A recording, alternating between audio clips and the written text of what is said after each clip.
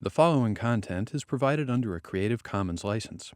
Your support will help MIT OpenCourseware continue to offer high-quality educational resources for free. To make a donation or view additional materials from hundreds of MIT courses, visit MIT OpenCourseware at ocw.mit.edu. Great. So in the second lecture, we're going to talk about sort of some design patterns for parallel programming, and tell you a little bit about what a design pattern is and why is it useful. And some of you, if you've taken object-oriented programming, you probably already have seen design patterns before. So I ended the last lecture with, okay, I understand some of the performance implications. How do I go about parallelizing my program? And so this is a slide I found quite often in books and in talks on parallel programming. It essentially lays out 4 common steps for parallelizing your program. So often you start out with sequential programs. This shouldn't be surprising since, for a long time, as you've heard in earlier lectures, people just coded sequential code and that was just good enough.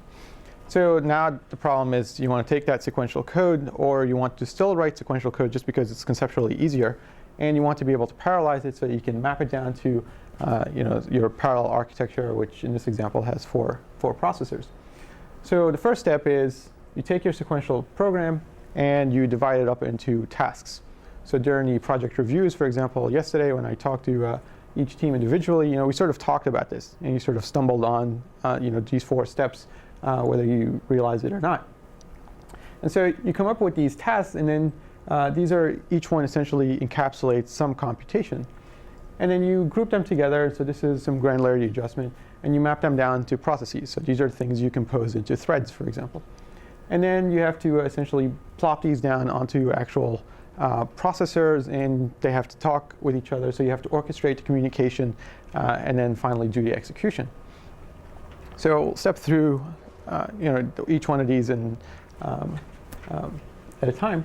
So the decomposition, and so recall that this really affects, or is just really is affected by Amdahl's law, in that if there's not a whole lot of parallelism in your application, your decomposition is a waste of time. There's not really a whole lot to get.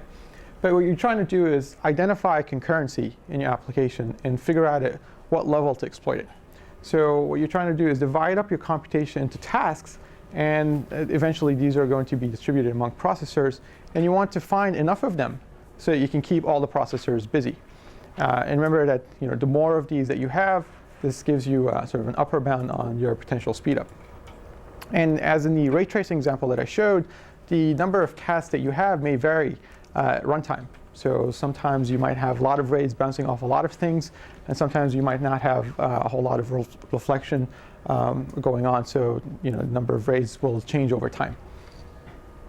And in other applications, interactions, for example, between molecules might change in a molecular dynamic simulator.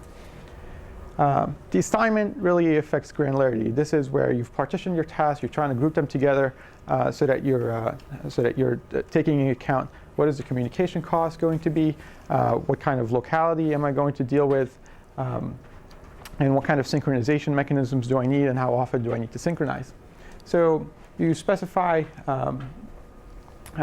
you adjust your granularity such that you end up with things that are load balanced, and you try to reduce communication as much as possible. Structured approaches might work well. You might look at the code, do some inspection, you might understand the application, but there are some well-known design patterns, which is essentially the thing I'm going to get to try to help you with this. And as programmers, really I think we worry about partitioning first, and so this is really independent of an architecture or programming model. Just taking my application and figuring out, well, what are different parts that I need to compose together to build my application. So I'm going to show you an example of that. And one thing to keep in the back of your mind is that the complexity of how much partitioning work you actually have to do really affects your decision. So if you start out with some piece of code, or you wrote your code in one way, and you realize that to actually parallelize it requires so much more work, in some user studies we've done on sort of trying to get performance from code, it really affects how much work you actually do. And if something requires a lot of work, you might not do it, even though it might have really high payoff. So you want to be able to keep complexity down, so it pays off to really think well about your algorithm and how you structure it ahead of time. And finally, the last two stages I've lumped together. It's really orchestration and mapping. I have my tasks. They need to communicate. So what kind of computation primitives do I need? What kind of communication primitives do I need? So am I packaging things up into threads, and they're talking together over with DMAs or with shared memories? And what you want to do is try to preserve locality and then figure out how to come up with a scheduling order that preserves the overall dependence of the computation. So patterns really, or parallel programming by patterns, is meant to essentially give you a cookbook or a set of recipes you can follow to help you with the different steps: decompose, assign, orchestrate, and map.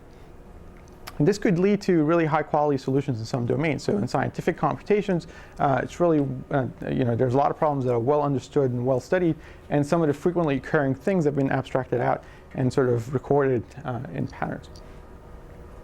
And there's another purpose to patterns too, in that they provide you with a vocabulary for two programmers can talk to each other and use the right terminology, and that conveys a whole lot of information, right, without having to actually go through and understand all the details. You instantaneously know, if I use a particular model. It can also help with software reusability, malleability, modularity. All of those things that are software engineering perspective, from an engineering perspective, are important. So brief history, I found this in some of the talks I was researching. There was a book by Christopher Alexander from Berkeley in 1977 that actually looked at classifying patterns, or really listing patterns from an architectural perspective. They tried to look at what are some patterns that occur in living designs and building and recording those. So as an example, for example, there's a 6-foot balcony pattern. So if you're going to build a balcony, you should build it 6 foot deep, and you should have it slightly recessed, and so on, because this is what's commonly used, and these are the kinds of balconies that have good properties architecturally. Now, I don't know whether this book actually had a whole lot of impact on how people design architectures. Certainly not probably for the Stata Center, but some patterns from object-oriented programming. I think many of you have already seen these, by the Gang of Four in 1995, really sort of organized and classified and came up with different ways of, captured different ways of programming that people have been using. Things like the visitor pattern, for example, some of you might know. And I think, so in 2005, not too long ago, there was a new book which I'm using to create some of these slides. Really came up with or recorded parallel programming patterns for parallel programming, and they identified really 4 design spaces. I think these are sort of structured to express or capture different elements. So some elements are for the algorithm expression, so I've listed those here, and some are for the actual software construction or the actual implementation. So under algorithm expression, it's really the thing of decomposition, finding concurrency. Where are my tasks? In the algorithm structure, well, you might need some way of packaging those tasks together to so that they can talk to each other and be able to use a parallel architecture. On the software construction side, you're dealing slightly more low-level details. So what are some things you might need at a slightly lower level of implementation to actually get all the computation that's expressed at the algorithm level to work and run well?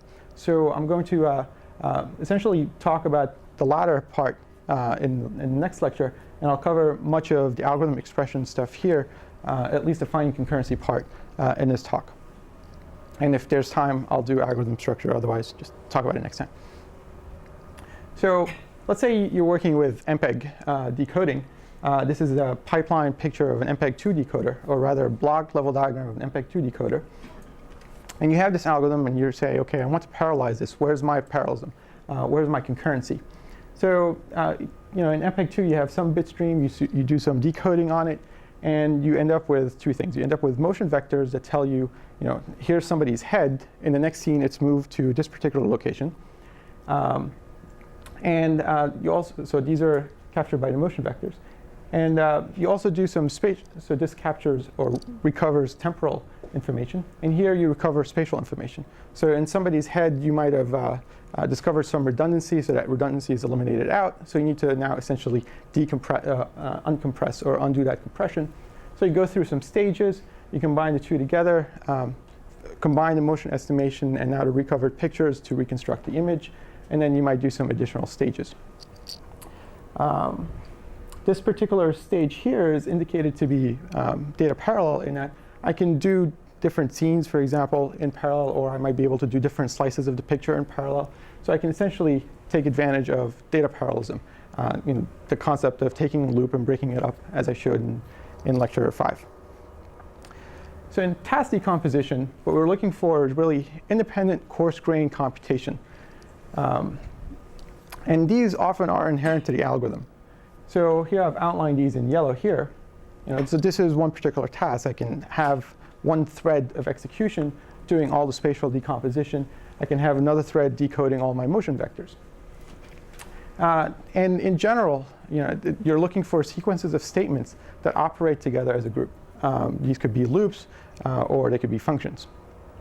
And usually you want these to essentially just fall out of your algorithm as it's expressed. And in a lot of cases, it does.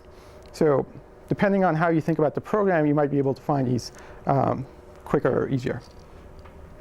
Data decomposition, which I've highlighted here, essentially says you have the same computation applied to lots of small data element that you can take your large data element, partition it into smaller chunks, and do the computation over and over in parallel.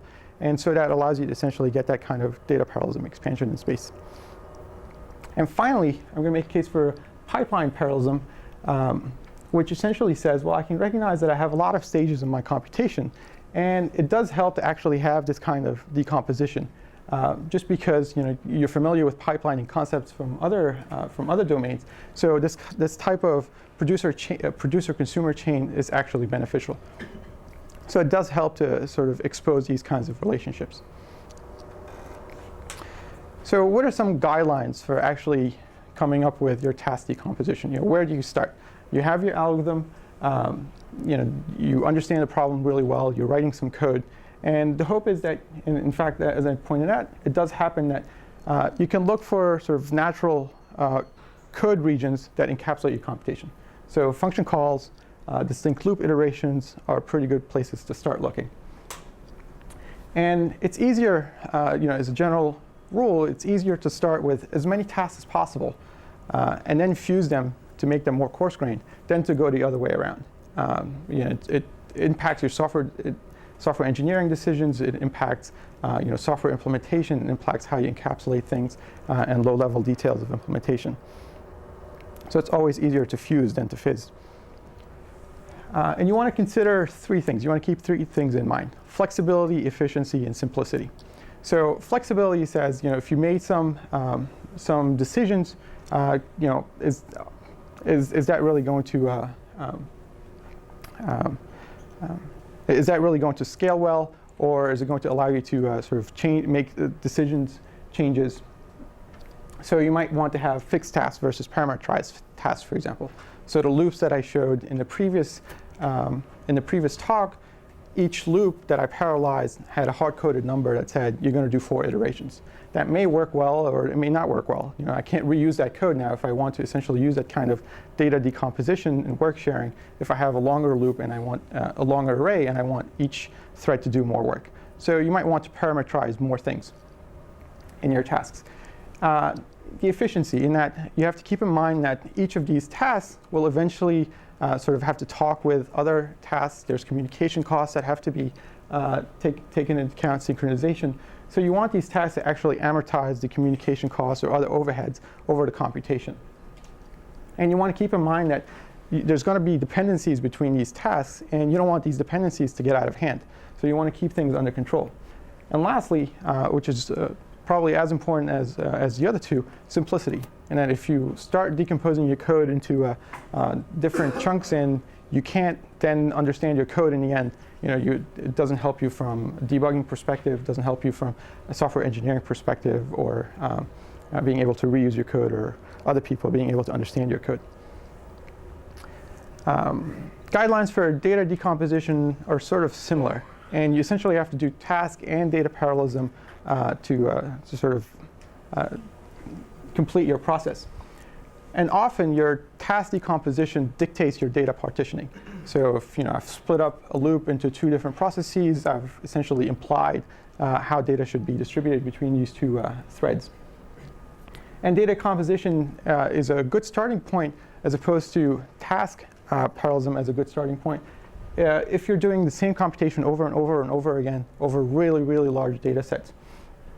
So you can essentially use that as a heuristic to decide whether you do task decomposition first or data decomposition first. I've just listed 2 common data decompositions. I'll talk about more of these later on when we talk about actual performance optimizations. So you want to decompose arrays, for example, along rows or columns. You can compose arrays into blocks, decompose them into blocks. You have recursive data structures, so a tree, you might partition it into left and right subtrees in the binary tree. And the thing you're trying to get to is to actually start with a problem and then recursively subdivide it until you can get to a manageable part.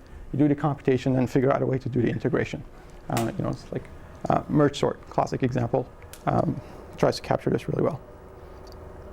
So again, the 3 same key concepts to keep in mind when you're doing data decomposition: flexibility, efficiency, and simplicity. The first 2 are really just meant to sort of suggest that the size of the data that you've allocated actually leads to enough work because you want to amortize the cost of communication or synchronization, but you also want the amount of work that's generated by each data chunk to generate about the same amount of work, so load balancing. And simplicity, just for the same reason as task decomposition can get out of hand, data decomposition can get out of hand. You don't want data moving around throughout, and that becomes, again, hard to debug or manage or make changes and track dependencies. Pipeline parallelism, this is actually classified somewhere else in the book. I actually lifted it up and try to make a case for it. In that it's just good nature, I think, to expose producer-consumer relationships in your code. So if I have a function that's producing data that's going to be used by another function, as with the spatial decomposition or in different stages of classic ray tracing algorithms, you want to maintain that producer-consumer relationship or that assembly line analogy. And what are some prime examples of pipelines in computer architecture? It's like the instruction pipeline, right, in your superscalar. But there might be some other examples of pipelines, things that you might have used in, say, a Unix shell. You cat processor, pipe it to another, to grep a word, and then word count that. So I think it's a natural concept. We use it in many different ways, and it's good to sort of practice that at the software level as well. And there are some computations in specific domains, like in signal processing and graphics, that have really sort of where the pipeline model is really an important part of how computation gets carried out. You have your graphics pipeline, for example, and in signal processing. How much time do I have? How am I doing? Okay. Should I stop here? Or? How much more? 10 slides. OK. So this is a sort of a brief summary, which will lead into a much larger talk at the next lecture on how you actually go about re-engineering your code for parallelism. And this could come into play if you started with sequential code and you're parallelizing it. Some of you are doing that for your projects.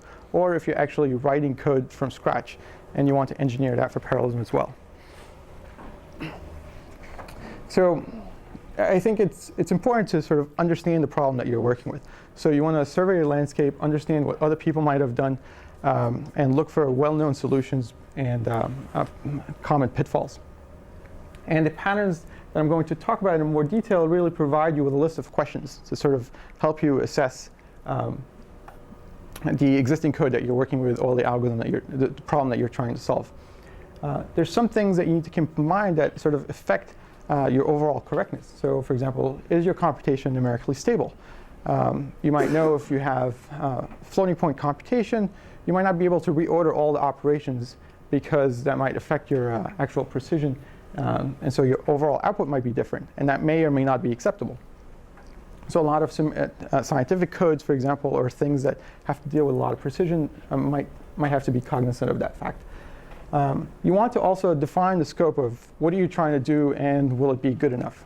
So if you want to do back of the envelope calculations to make sure that things that you're suggesting of doing are actually feasible, that they're actually practical, and that will give you the sort of performance expectations that you've set out.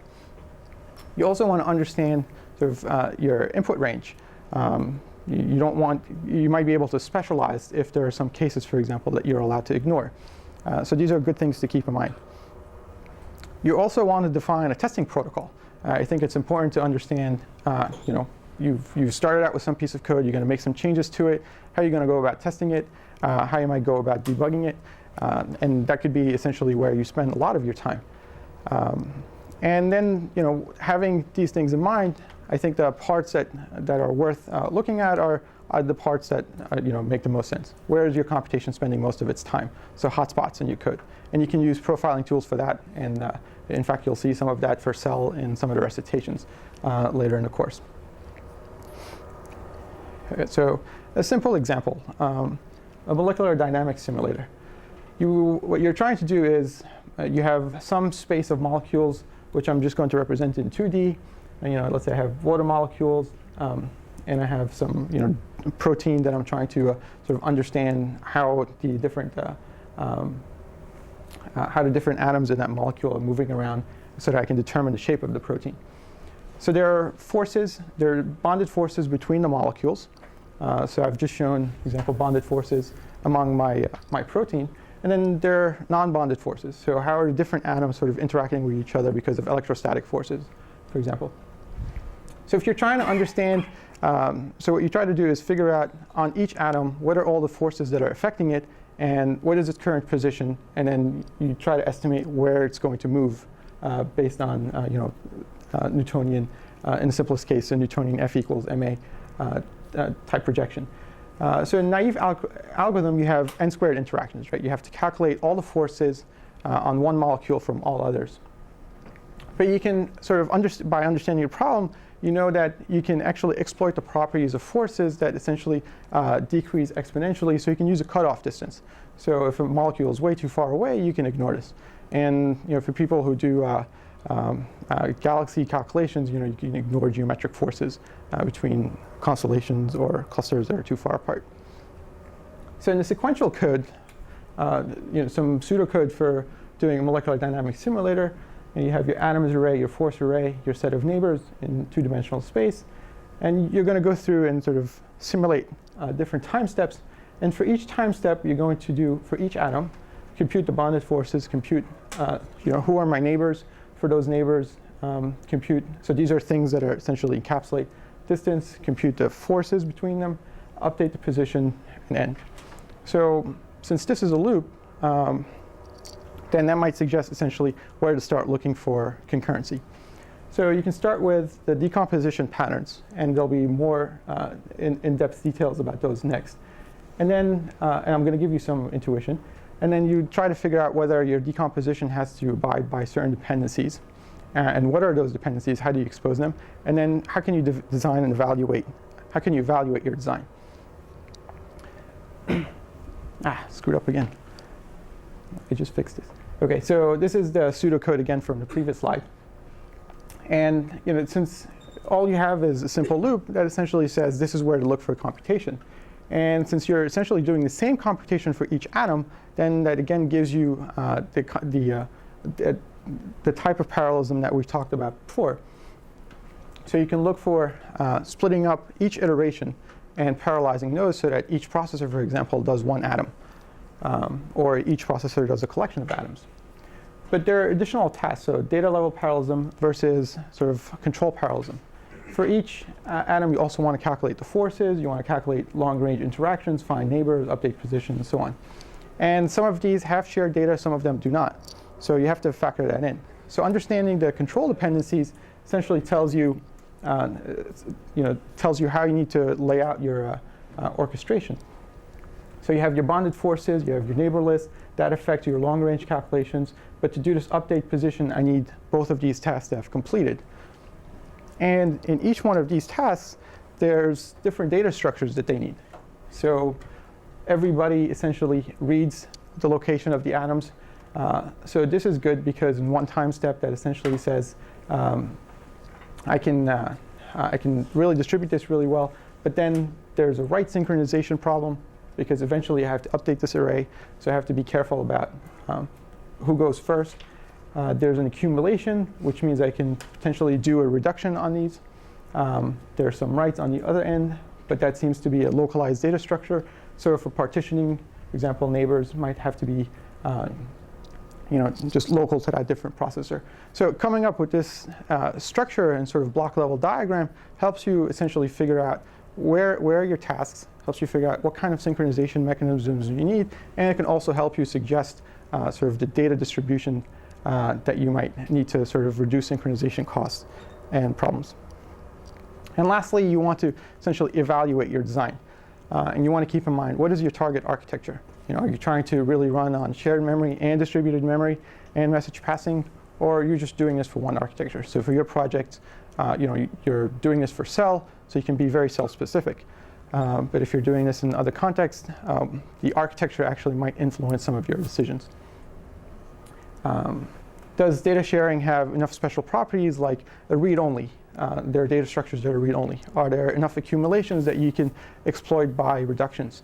Are there temporal constraints on the data sharing that you can exploit? And can you deal with those efficiently? If you can't, then you have a problem.